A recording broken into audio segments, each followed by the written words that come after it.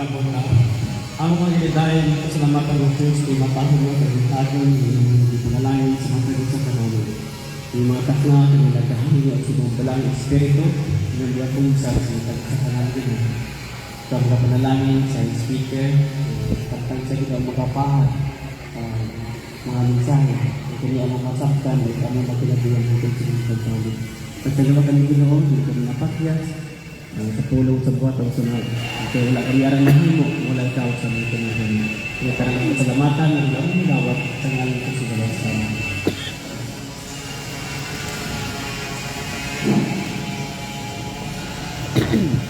May buntag sa tanan? May buntag! May buntag!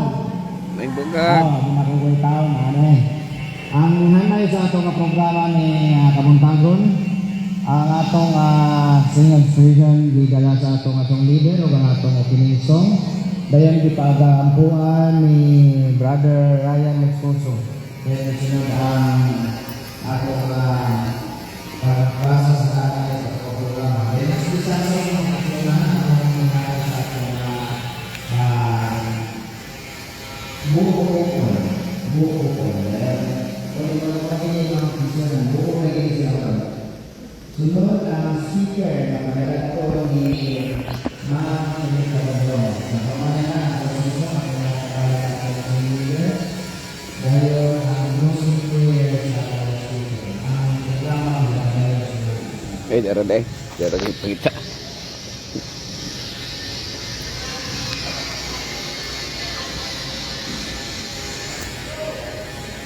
Akong gitawagan Pastor Sumbilon, wala pa naman tubag. parang pa sa Para na antis o PDC. PDC magbibigay pa.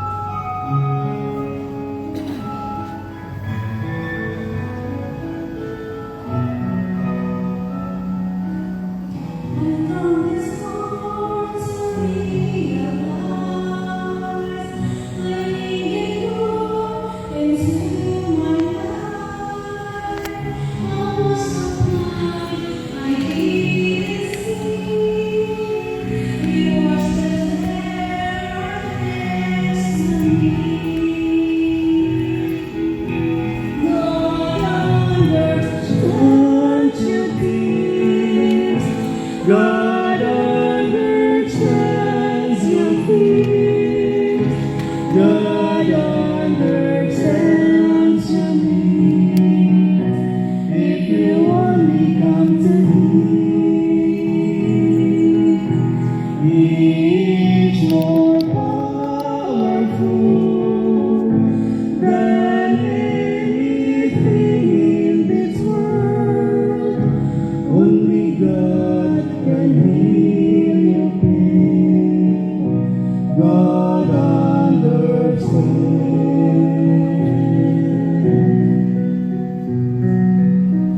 I open eyes, oh Lord, wide. Into the burdens I cannot bear. I was so blind, I didn't see. He carried them so patiently. God understands your tears.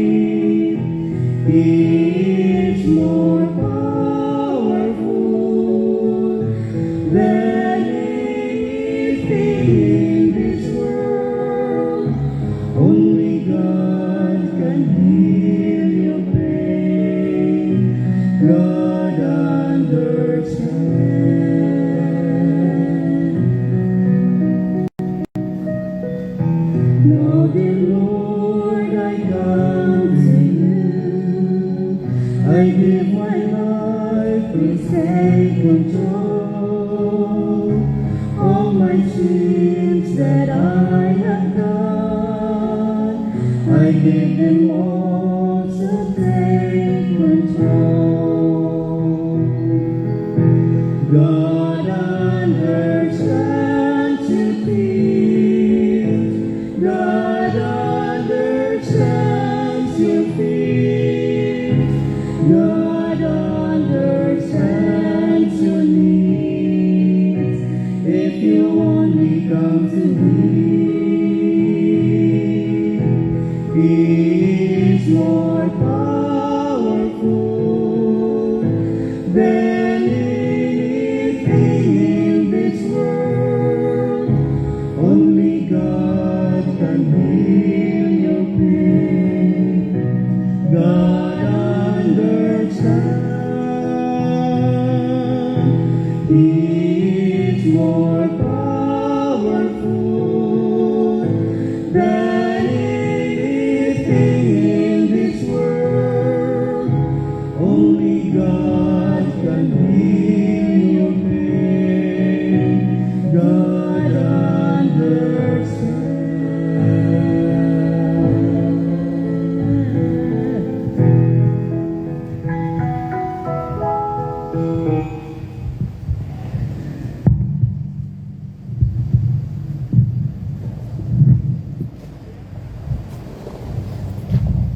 Amen.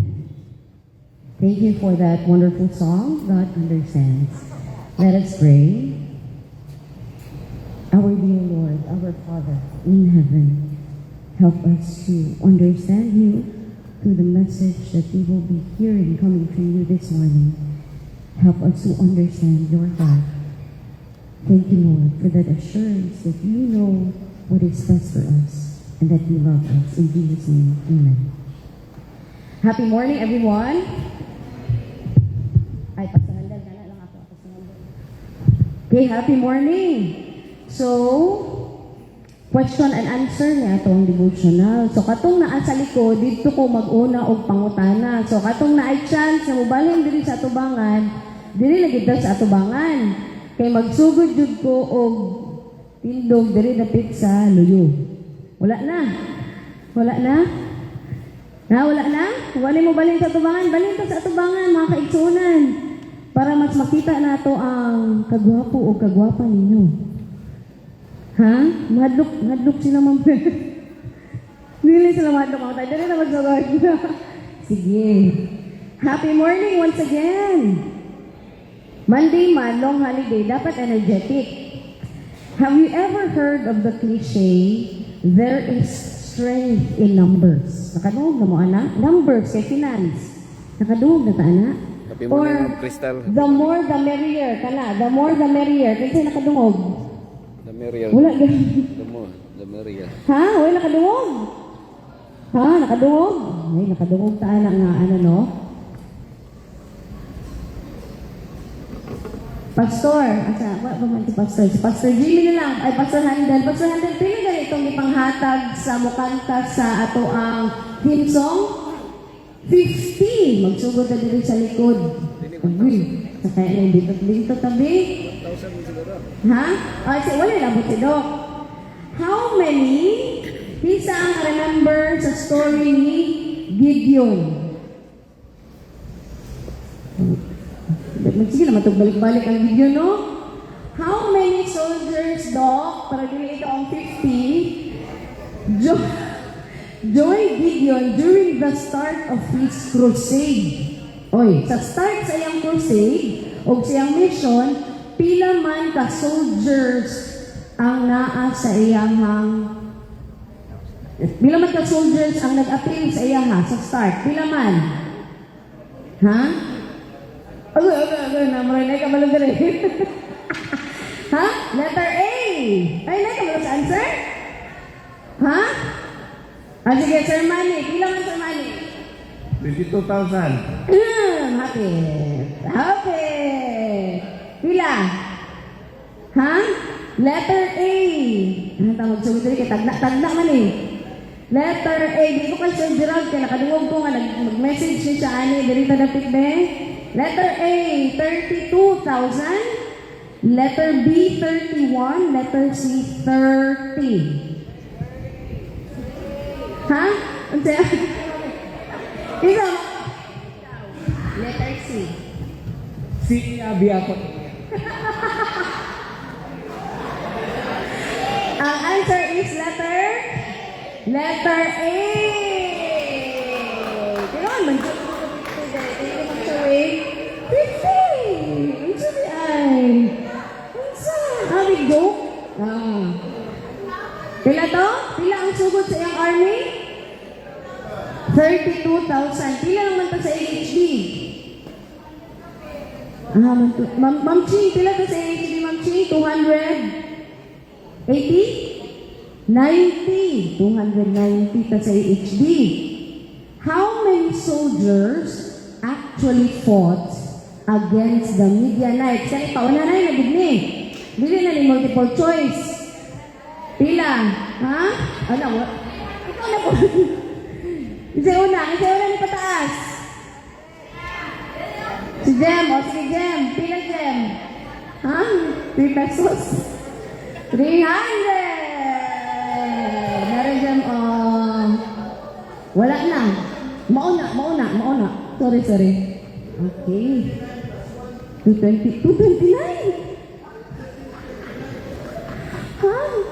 Di ba 300 man to, Dok? Tira na, Dok. Okay, imagine, no, from pila to nagsugod ang soldiers? 32,000, naghimo na lang 300. The Lord told Gideon, with these 300 men, I will rescue you and give you victory over the Midianites. Send all the others home. Judges 7:7. So our devotional this morning is entitled Strength in Low Numbers. Dili day high numbers, pastor, or great numbers. Dili ang story ni Gideon, strength in low numbers. But first, kinsa di ay si Gideon sa Bible. Gideon was a judge and a mighty man of war in Israel. But before he became a mighty man, before siya naging leader, he was the youngest. Kinsa may kinamanghuran sa ato adere? Nawala na, magulang na ni tanan. Ha? Si Rene Palgans. Naay kinamanghuran na, but coming from a poor family, from the small tribe of Manasseh. And if you want to read the story of Gideon, it is found in Judges 6-8. Asa nagikan ang name ni Gideon? Gideon means feller of trees. Unsa man ang feller of trees? Unsa sa Bisaya ang feller of trees, pastor? Feller. Actually, pag-search na ko sa Google, ang feller of trees fell. Magtutong og kahoy. Ang sige lang sa Bisaya, pastor na magtutong zero. No? Modo na ang kasabot sa Gideon, or a great warrior. So, let's get a background about how Gideon and the Lord succeeded with a very low numbers with his army. The Israelites were not supposed to be like the surrounding nations in Canaan. God had commanded them to be different. You know ba? Peculiar people ang Israel. And they are not to bow down to their gods, nor serve them, nor do according to their works, but to utterly overthrow them and completely break down their sacred pillars. However, after the death of Joshua, the Israelites stopped fighting. They worshipped the local idols, and God delivered the Israelites into their enemies' hands. No, nakalimot ang Israelites sa kamaayo sa Ginoo, sa miracles from Moses pangatayon, and allowed sa Ginoo nga ma-deliver sila into the hands of their enemies. The surrounding nations started oppressing them, but God did not forsake them entirely. He raised deliverers, di ba? Na ay moabot nga judge or deliverer, makahinumdum na po ang Israelites. Tapos, pag mamatay ang judge or deliverer, maunsa na po ng mga Israelites. Limot. Lintanan din ang tao, pastor. No? Lintanan na butang, no? Lintanan din ang tao. So, the Israelites went back to idol worship and God forsook them again. Kita, sa unsa man nga pamaagi nga makalimot ta usahay sa Ginoo. Perhaps you don't have idols nga kanang graven image. Perhaps naatay lahi nga mga idols sa ato ang kasing-kasing nga nasulod, no? This cycle continued until the time of the Midianites' oppression. So ang Midianites, during sa time ni Moses, almost wiped out na sila. But the time of Gideon, they had grown to become a powerful nation. No? Kaya naman, ang mga tao sa Ginoo, malingtan ang Ginoo, mubalik na pod, malingtan, mubalik na pod.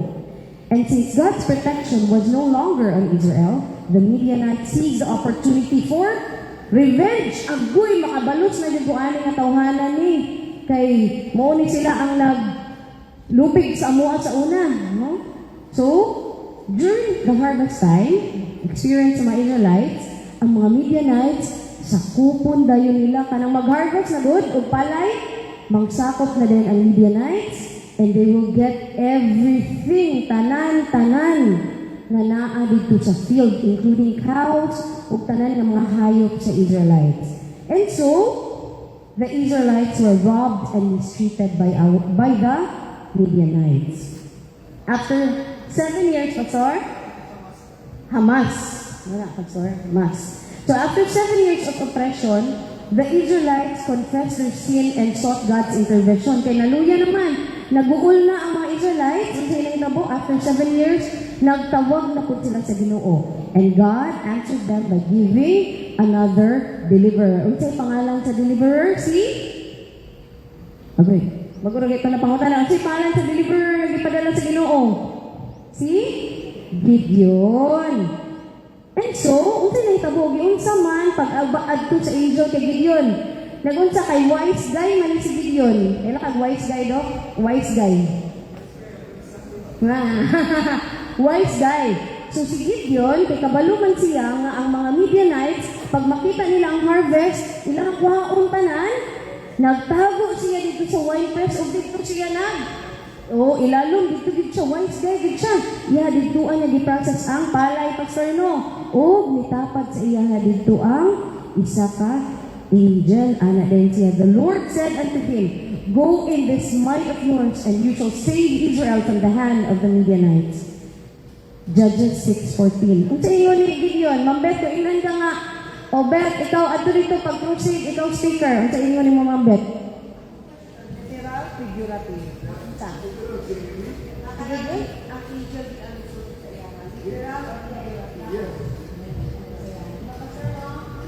Nagduol sa iya. So, unsa ingon niya? Kanang tagaan gud, uy, ikaw sa ang speaker karon di. Unsa may itong tubag? Ha?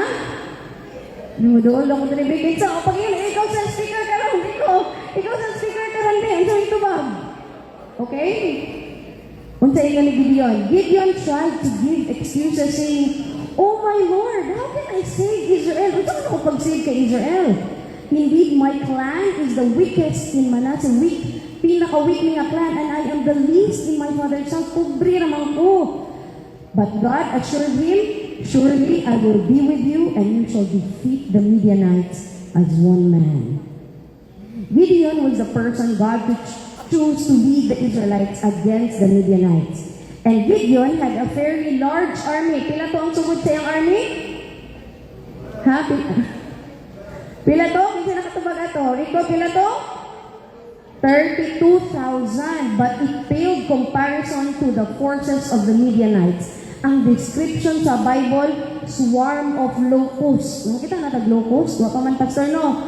Pero kanang ma-imagine na to itong time ni Moses, nga, murag, o apan-apan nga daghan kaayo, imagine na, wala rin siguro ng 32,000 soldiers. Even so, God told Gideon that his army was too big. God knew that if the Israelites defeated the Midianites, they would chalk it up to be their superior military skills. Unsa may diferensya? Ginoo kung 32,000 atong ipadala dito against the swarm of armies sa Midianites. Unsa man atong una-una uli ay? It is by our own strength. Atong own nga kusog. Mo dito. No, ingon ang Ginoo nga dili Ana siya nga, whoever he told Gideon, and God wanted to leave no doubt as to who deserved credit for the victory. Dito ang nag-deserve sa credit in case mag-victorious si Gideon. Ang Ginoo. Whoever is fearful, ngon siya, he told Gideon to call his men together. Whoever is fearful or afraid may leave this mountain and go home. Gideon obeyed the Lord, and ang tubag ni Sir Manny kanina, pila ka soldiers ang nanlakaw, ang Libya. 22,000 soldiers were out of there. So, sa ingon sa mga soldiers, ay, mangbiya niya, mulakaw ni, because they were fearful and afraid. Ang tawagan ng chief pastor sa English, ay Bisaya sa chief pastor. Chief. Diayag, no? Naayag ang mga fearful, kadto sila, they went home. That left, pila na lang, 32 minus 22, pila na may nabilin? 10,000. But, sa Ginoo, unsa pa yapon? It's still too much, it's still too many. God filled the ranks once more, this time based on the way the soldiers, unsa? Ang very famous kailang story, nga drank the water from a stream. Unsaon di ay, na-remember na ko si Sir Gerald, unsaon di ay pag-inom og tut, pastor, ikaw din ako ang ipa-illustrate ani pastor. Unsaon di pag-inom og tubig, pastor? Ana, giun sa ditong sa mga nahuli pastor. Uy, inom, nang luhod sila o dito ni inom o diretsyo, pero kadtong mga tao nga ni gamit silang kamot o dito ni inom, kadto sila ang nabilin sa 300 men sa Ginoo. Kaya naman, unsay reason? Natingalan pag kung ano man, yan naman mambet nga. Ha? Instruction. Ay, may tama ka pa sa laki 50. So, ang gusto sa Ginoo, wise guy. No? Nga naman, kung magluhod di ay ta, o nga mag-inom ta, gamit ato dito, magluhod, dili ta, alert. No? Pag enemy sa likod nato, ay imo ko lang ka dito, patay na. Pero atong gamit sa ilang kamot o giana, so that means aware sila sa ilang surroundings in case na ay enemy. No? So that is why Gideon was left with 300. They routed the Midianites. Ang 300 pag-yun sa pag-yun sa Ginoo. Gibahin-bahin pag-yun 3 times. 100 dere, 100 sa tunga, 100 po dere sa kilid. No? So, tag 100 again against a swarm of armies. And the Midianites was defeated. The Lord won the battle for them. With only 300 men. Kita ka pasar-pasar, talo pastor, kay 290 man ta pastor. We are not many.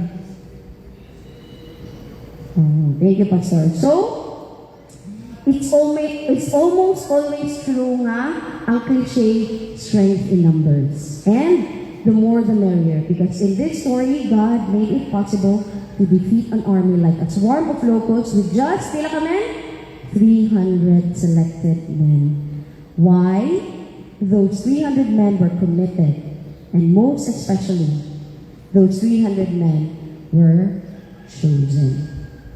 Unsaon man nato ang 32,000? Kung ang 10,000 ani, bagut-butan. Agoy! Parihag din sa langit, mahulog na po ng another 10,000. No? Unsaon man nato kung ang 10,000 ani, marites o marisol? Unsaon man nato kung ang 1,700 ani, walay salig sa Ginoo? O walay salig sa ilang leader nga si Gideon? Because, that is why 300 lang ang ipabilin sa Ginoo, because some of them were afraid and some of them dili wise guy. No? Wala nagtuo sa Ginoo. So, dear AHD, let us be one of those 300 men chosen by God to use our hands to serve His purpose. And let us win this battle. Let us overcome our weakness and trust that God will give us His strength. Okay? Happy morning.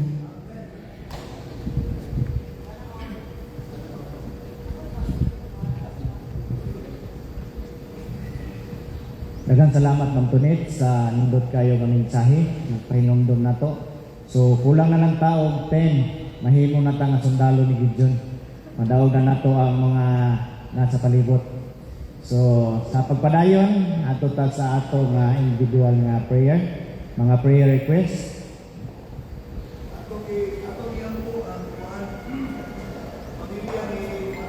Mamilti. Oo.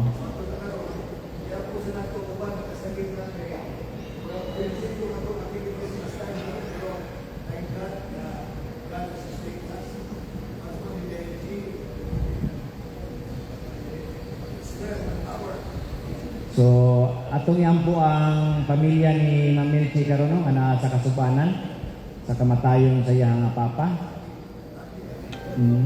O ang atong koleksyon o ang atong mga umabot pa nga mga program sa hospital atong iampo. Kay Disyembre na hapit.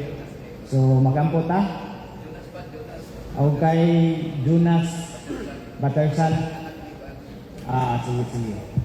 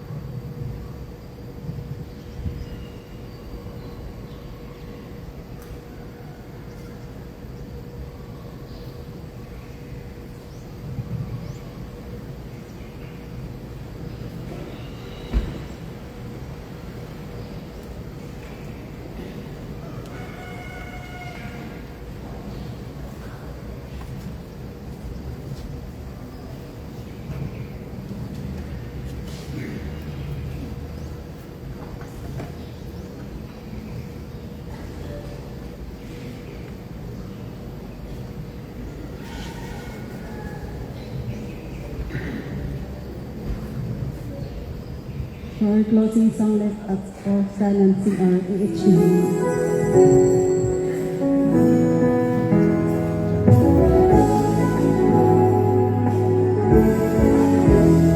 In the heart of Davao, where the sunlight gleams, a haven of healing, fulfilling hopeful dreams. In the darkness to help our threats in time, a journey of compassion, where hope and wellness shine. God the healer, God that light, sacred light, empowered by His grace, we unite to continue the mission and the vision that we bear, a beacon of wellness, compassion and care.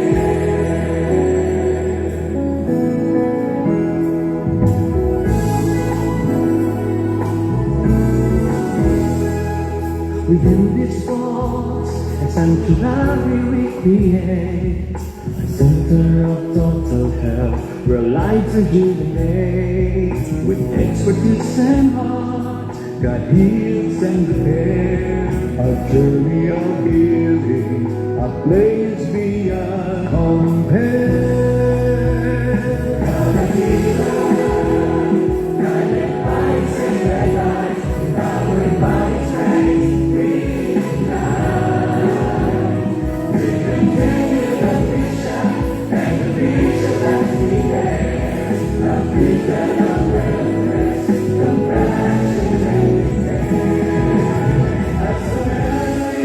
Healing, freedom in the air.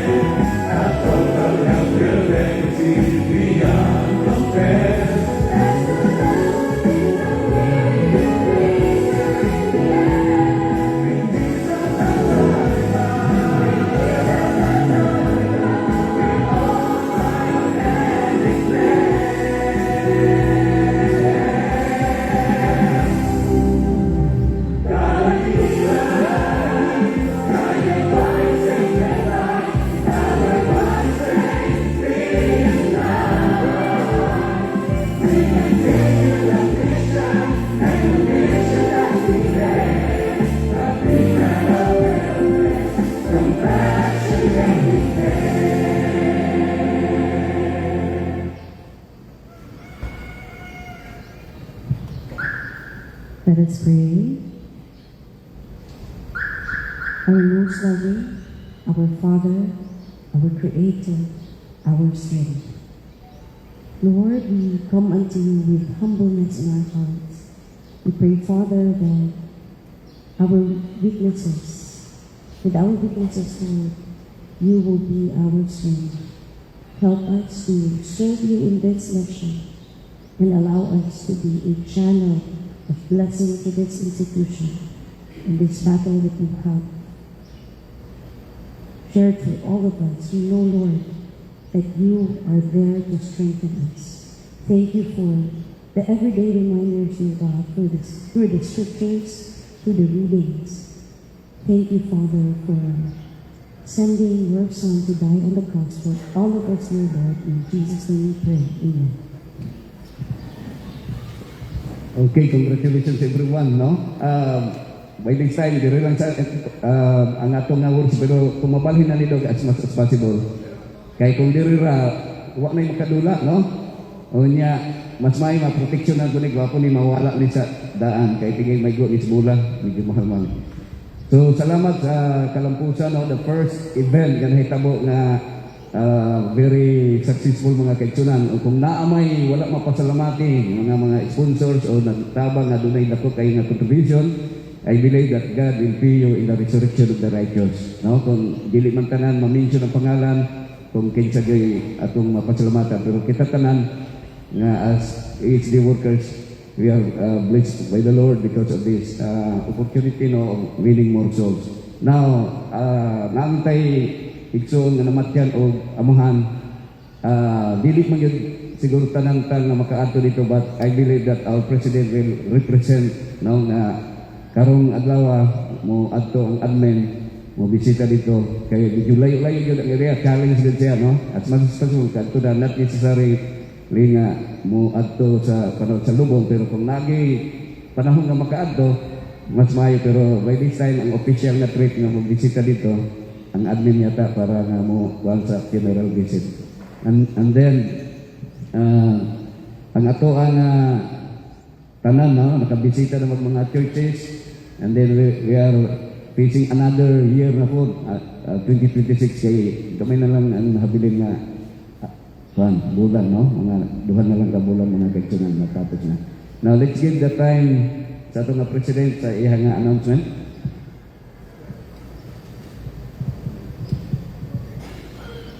Okay, good morning. Ako mismo, di ko katuo sa, ako nakita sa ilang grupo sa mga workers na very dedicated, no? Pisan sila si Ken, sa first time siya ang kinabuhi to observe a very dedicated. Kita na ko, wagid ko, to be honest with you, wagid ko kakita og na gabugot-bugot among you. Pisan kagahapon, bayanihan, no? Mga laki ro ang puto kay grabe mo ragitilaan og buang dito, pati paspasag yun. Salamat ha, di man ako ma-mention ka na Madre O, nag-isiman, no? Pati inita na ito gapon, Berdimson, di man dito matabang. Ako gihikap akong naong pati na inita di ay. So, karon thank God for all the committee. Atong pagpakan di ang primero ang social committee. Pagpakan na tabi na ang the Lord has giving you the humble talents ba. Akong pasalamatan mo daddy, iko nga ito siya ha. Siya imo anak ba. Grabe, no, ka maay mo regulate og mga tao, and it was indeed very successful. Lipay kay sila si Ken. Lipay itong mga bisita, lipay po na itong environment din. No? So, wata kabalo og pila atong nakolek, pero importante diha na we told them that we are here in Life Hope Center, where we are advocating not only our spiritual aspects but also social. Kining atong ginahimo, and thank you very much. Di na nato ma-mention tanan, di ba nato? Pastor, tinuod na Pastor, di na nato ma-mention tanan ang uban nga himog nag-pledges, no? O niya, Max, karon na po ng spiritual committee, naman si Ander. Ay, ikaw din nag-anak, din na po paklaro. Kining atong pagpakan ng Ginoo sa atong, atong spiritual committee, no? First time, 132 souls. Andito Pastor sa Lapu-Lapu, 39 souls. Dito lang, na-late dito og 1 month. Kaya pag meeting na mo dito sa Balay ni Dayan, Nagpadala din sila kwarta sa Davao Mission. That was August, no?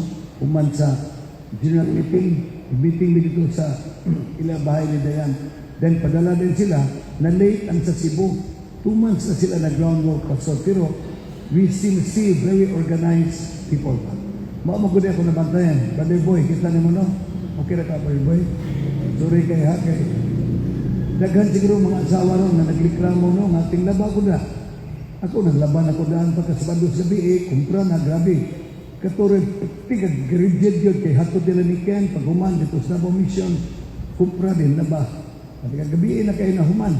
Dayon, kadlawag, abot diri. But thank God, the Lord has sustained us with strength and mercy. 3 weeks do ko nga pagaw. Di ko kasapot nga no. Pagaw dito, bisan pa sa